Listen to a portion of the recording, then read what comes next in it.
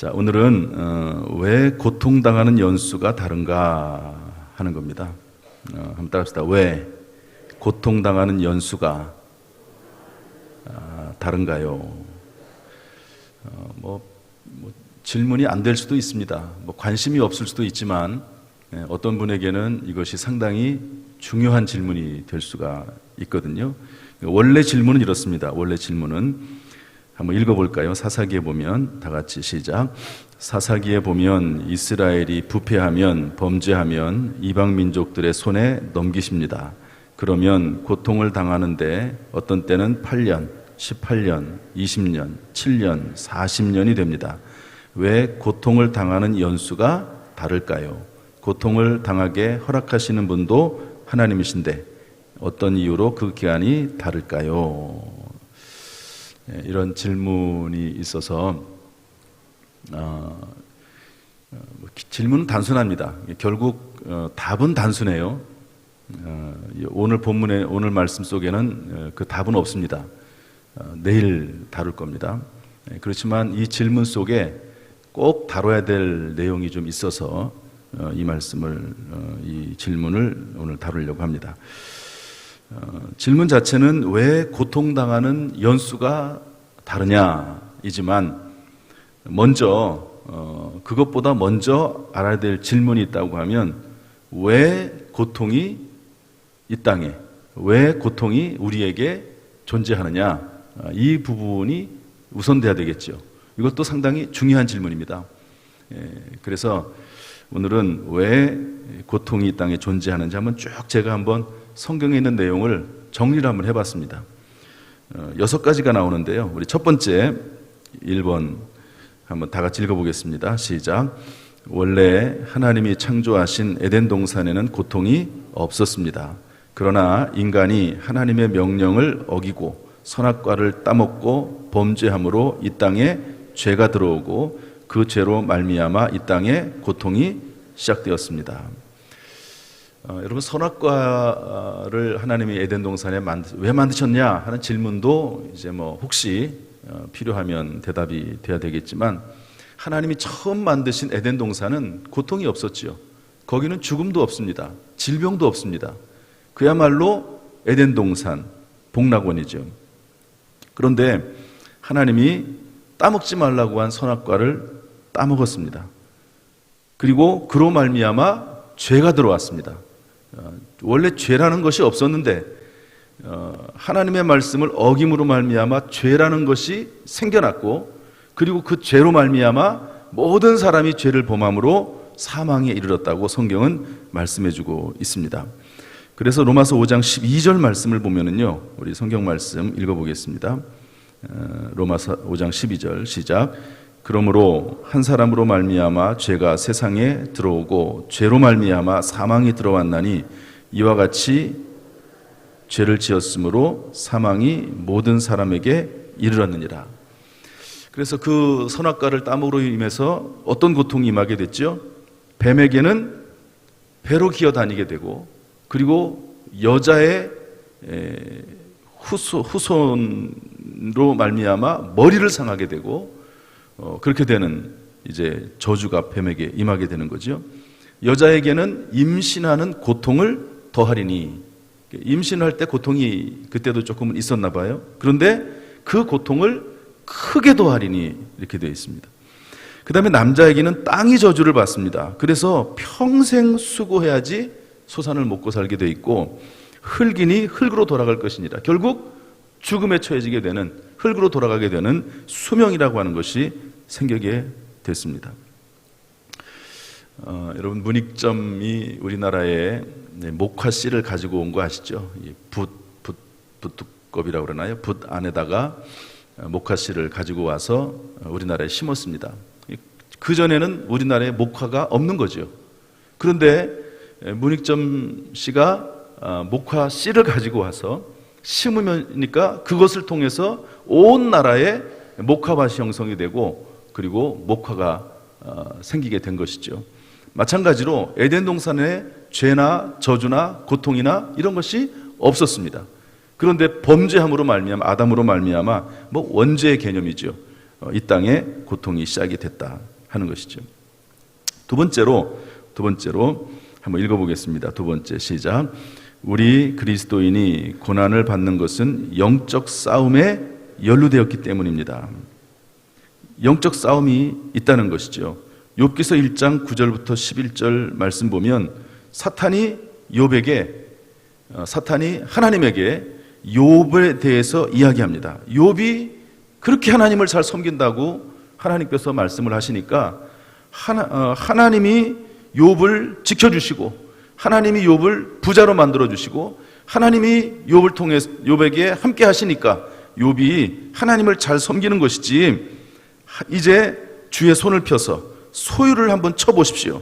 그러면 틀림없이 주를 향해서 욕할 것입니다. 여러분, 사탄 마귀가 끊임없이 영적 싸움을 걸어오는 것이죠. 여기서 질문이 나올 수 있죠. 왜 그러면 사탄 마귀를 하나님께서 만들었느냐 하는 질문도 나올 수 있습니다. 혹시 누가 하면은 그분에 대해서도 다룰 수 있겠죠. 어쨌든 사탄 마귀 영적인 싸움이 있다는 것입니다. 그래서 계시록 12장 10절에 보면 참소하는 자, 사탄 마귀는 끊임없이 사람들이 잘못을 하면 하나님에게 계속 참소합니다. 참소라고 하는 건 뭐냐면 고소한다는 말이거든요. 하나님에게 고소를 해요. 이 사람 죄를 지었는데 하나님 가만 내버려 두겠습니까? 그러면서 물론 이제 약간 설화적으로 기록을 하긴 했지만 죄에 대해서 그냥 지나가면 또 지나가는 거잖아요. 끊임없이 죄에 대해서 참소하고 죄에 대해서 고소한다는 것이죠. 베드로전서 5장 8절에 보면 우는 사자와 같이 악한 영 사탄 마귀가 끊임없이 삼킬 자를 찾고 있다. 그러므로 이 땅에는 고통이 있을 수밖에 없는 것이죠. 웬만하면 서로 이해하고 용납하고 지나가면 좋아요.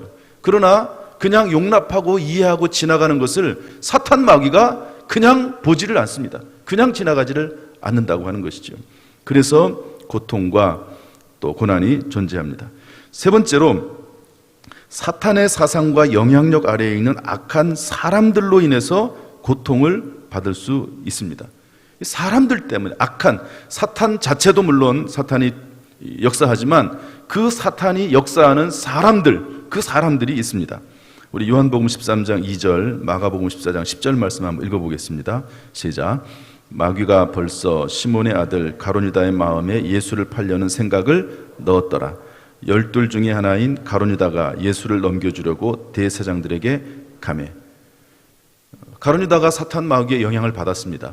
그리고 깊이 생각하는 중에 예수 그리스도를 믿고 따르는 방향으로 가는 것이 아니라 예수 그리스도를 팔아넘길 방향으로 생각을 정리해 나가는 것이죠. 그러다가 대제사장에게 갑니다. 가룟유다도 그렇고 대제사장도 그렇고 전부 악한 영 사탄의 영향 아래 있었던 사람들이죠. 그 당시에 이 사람들로 인해서 고통이 임하게 되는 것이죠. 물론 그것까지도 하나님께서는 활용하시지만 그로 인해서 그런 일이 고통이 생길 수 있는 것이죠. 여러분, 로마에 유명한 네로 황제가 있었습니다. 그가 로마에 불을 질렀다고 얘기는 하지만 어쨌든 불이 났고요. 그 불난 책임을 전부 그리스도인들에게 돌렸습니다. 그때 많은 그리스도인들이 체포되고 투옥당하고 고문받았습니다. 사도 바울과 그리고 사도 베드로도 이때 순교했다고 알려져 있습니다. 사도 바울은요, 목이 잘려서 죽죠. 그리고 베드로는 우리가 잘 아는 대로 코바디스, 주여 어디로 가시나이까. 베드로가 거기를 로마를 떠나려고 합니다. 그때 예수님께서 로마로 들어가시죠. 주님 어디 가십니까? 너를 대신해서 그리스도인들이 있는 그곳, 고통이 있는 그곳 예수님이 다시 들어가는 것이죠. 그때 베드로가 이제 다시 로마로 들어가서 십자가에 거꾸로 이제 달려서 죽는다는 그런 영화도 있지 않습니까? 사탄의 사상, 그 영향력 아래에 있는 사람들, 그분들은 자신이 옳다고 생각하는 경향도 있습니다. 사도 바울이 예수님을 만나기 전에 했던 것처럼. 그렇지만 그런 사람들이 항상 존재합니다. 이 땅이 끝날 때까지 그런 사람들이 존재하게 될 것입니다. 하나님 앞에 지혜와 능력을 구하면서 그것을 이겨내야 되는 것이죠. 네 번째, 왜 고통이 이 땅에 존재하게 됐습니까? 경건한 삶, 전도하는 삶을 살 때 고통을 받을 수가 있습니다. 디모데후서 3장 12절 말씀 다 같이 읽어보죠. 시작. 무릇 그리스도 예수 안에서 경건하게 살고자 하는 자는 박해를 받으리라. 디모데후서 4장 5절 말씀 읽죠. 시작. 그러나 너는 모든 일에 신중하여 고난을 받으며 전도자 일을 하며 내 직무를 다하라. 경건하게 살다 보면은요, 여러분 고통이 있습니다. 여러분 예수 그리스도를 믿고 예수님 말씀대로 살려고 하다 보면은요, 요즘은 좀 덜하지만 옛날에는 불신 남편에게 엄청난 고난을 받았습니다. 예수 믿는다고 하는 그 하나 때문에, 그거 단지 이유가 뭐 그렇게 많지 않아요. 그것 때문에 고통을 당하고 심지어 매를 맞기도 하고 쫓겨나기도 하고, 그러면서도 견뎌내서 결국에는 온 가족을 구원하는 그런 일이 생기지 않습니까? 경건한 삶, 정말 예수를 잘 깨끗하게 믿다 보면 여러분 회사에서도 어떤 때 어려운 일을 당할 수 있습니다. 고통을 당할 수 있습니다. 그런 것들이 또 전도하다 보면은요, 고난을 당할 수가 있습니다. 뭐 다 그런 경험을 했겠지만 전도하다 보면은 이상하게 처음 보는 사람들도 왜 그렇게 이상하게 이상한 눈으로 쳐다보고, 그리고 심지어 고통을 주고 핍박하고 욕하고 그러는지 모릅니다. 이 영적인 부분이거든요. 그래서 고통이라고 하는 것이 예수 그리스도를 믿다 보면 그런 일이 생길 수가 있음을 또 성경이 알려주고 있습니다. 다섯 번째로 왜 고통이 있습니까? 그리스도인이 고통을 당하는 것은 본인의 불찰 때문인 경우도 있습니다. 아까 오늘 질문한 그 질문에 대해서 왜 고통이 있느냐라고 물으면 사사기의 고통의 이유는 이것입니다. 본인의 불찰이에요. 본인의 죄 때문에 고통이 생깁니다. 사사기에는 우상 숭배했습니다. 우상 숭배. 이방인과 결혼했습니다. 삼손 같은 경우 이방 여자와 결혼해요. 이상하게 꼭 이방 여자와 결혼해요. 그러면 그 여자 때문에 고통을 당합니다. 삼손이 고통을 당해요. 세 번째 들리라라고 하는 여인과 그때 관계를 하고 교제를 하면서 붙잡혀가지고 비밀을 얘기하고 나시린 서약 얘기를 하고, 그러고 나서 눈이 뽑히지 않습니까? 두 눈이 뽑혀가지고 묶이고, 그리고 맷돌을 돌리는 그런 일을 하게 되는데, 본인의 불찰입니다. 본인의 죄 때문에 생기는 것도 분명히 있습니다. 여러분, 하나님 입장에 생각할 때 부모 입장하고 비슷하거든요. 어린 자녀가 나이가 들면은요, 그때는 손쓰기 어렵습니다. 우리 자녀들도 어린 나이 때 뭔가 가능하지, 나이가 들면 부모가 아무리 뭐라 그래도 참 어렵습니다. 그런데 어린 자녀가 경고함에도 불구하고 계속해서 죄를 짓는다고 생각을 해보십시오. 잘못하고 있다고 생각을 해보십시오. 그러면 그것을 방치하는 것이 사랑이겠습니까? 아니면 그 아이에게 따끔하게 충고하고 어떤 경우에 매를 대는 것이 그 자녀를 사랑하는 거겠습니까? 하나님이 우리의 아버지가 되시고 우리의 주인 되신다고 하면, 우리가 죄를 범할 때 하나님께서 마땅하게 고통을 허락하실 수 있다는 것을 또한 기억을 해야 됩니다. 그래서 베드로 전서 2장 19절 말씀 보면 이렇게 되어 있습니다. 한번 읽어보겠습니다. 베드로 전서 2장 19절 20절 시작. 부당하게 고난을 받아도 하나님을 생각함으로 슬픔을 참으면 이는 아름다우나 죄가 있어 매를 맞고 참으면 무슨 칭찬이 있으리요. 그러나 선을 행함으로 고난을 받고 참으면 이는 하나님 앞에 아름다우니라. 죄가 있어서 매를 맞을 수 있다는 거죠. 죄가 있으면. 여러분, 이것은 어쩔 수 없는 상황입니다. 예수 믿는 사람이라 할지라도 죄를 지면, 회개하지 않으면, 계속해서 죄를 범하면 하나님의 심판이 있음을 깨달아야 됩니다. 대표적인 사람이 누굽니까? 다윗입니다. 다윗이 밧세바와 간음하지요. 그것 때문에 오랫동안 고통을 당합니다. 스스로 고통을 당하지요. 성령이 떠나고 마음의 즐거움과 기쁨이 사라져요. 그때 나단 선지자가 나타나서 죄를 지적하지 않습니까? 깨끗하게 회개를 합니다. 하나님이 용서해 주세요. 거기서 말하는 용서라고 하는 것은 생명을 거두지 않겠다는 겁니다. 다윗의 생명을. 그러나 그로 인해서 어떤 고통이 임하게 되죠? 기본적으로 다윗은 이미 고통을 당했습니다. 그 죄책감으로 인해서 고통을 당했고, 그 다음에 하나님 앞에 용서, 목숨은 건진 받았지만 그 아들이 죽습니다. 그리고 그 집안에는 계속해서 칼부림이 일어납니다. 다윗이 죽을 때까지. 그로 인해서 고통을 당하게 되는 것이죠. 그래서 이 자신의 불찰이 있습니다. 어떤 사람이 태어나면서 고통당하는 경우도 있습니다. 또 여러 가지 고통 가운데 지내는 사람도 있습니다. 부모로부터 물려받은 그런 고통도 있습니다. 부모에게서 그 죄가 전이 된다라기보다도요, 그 죄에 대한 영향력들이 있거든요. 영향력이 남아 있습니다. 부모가 술 먹고 괴롭히고 폭력을 행하고 그러면은요, 그 밑에 자란 아이들은 그 영향력을 받습니다. 영향력을 받아요. 그 고통이 임할 수 있는 것이죠. 그런 것들이 고통의 원인이 되기도 합니다. 마지막 6번째로는요, 이런 모든 원인과 무관하게 하나님의 구원사적인 계획과 섭리에 의해서 고통이 임하기도 합니다. 우리 창세기, 우리 요한복음 11장 4절 말씀 먼저 읽겠습니다. 요한복음 11장 4절 시작. 예수께서 들으시고 이르시되 이 병은 죽을 병이 아니라 하나님의 영광을 위함이요 하나님의 아들이 이로 말미암아 영광을 받게 하려 함이라 하시더라.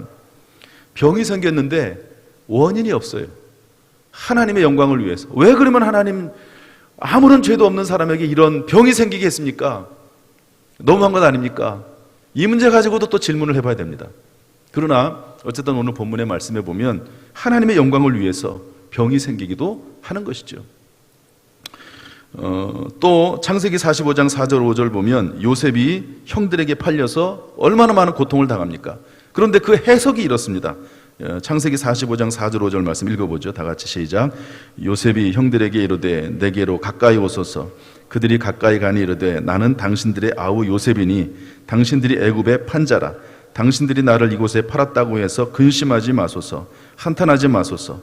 하나님이 생명을 구원하시려고 나를 당신들보다 먼저 보내셨나이다.